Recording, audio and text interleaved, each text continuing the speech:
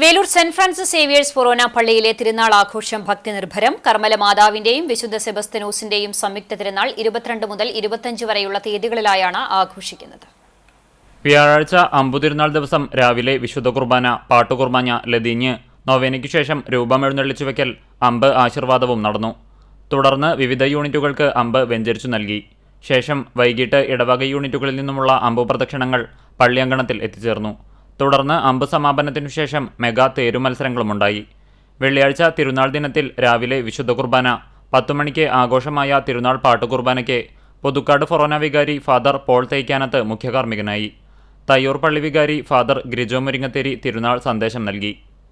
വൈകിട്ട് 4 മണിക്ക് തിരുനാൾ പ്രദക്ഷിണവും പ്രദക്ഷിണം പള്ളിയങ്കണത്തിലെത്തിച്ചേർന്നാൽ ബാൻഡ്, ശിങ്കാരിമേളം, ഫ്യൂഷനും ഉണ്ടായിരിക്കും. ശനിയാഴ്ച വിശുദ്ധ കുർബാനയ്ക്കു ശേഷം സെമിത്തേരിയിൽ ഇടവകയിലെ മരിച്ചുപോയവർക്ക് വേണ്ടിയുള്ള ഒപ്പീസ്, വൈകിട്ട് 7 മണിക്ക് ചെമ്മീൻ ബാൻഡ് മെഗാ ഷോയും ഉണ്ടായിരിക്കും. 26 ഞായറാഴ്ച വൈകിട്ട് മതബോധന ദിനവും ആഘോഷിക്കും.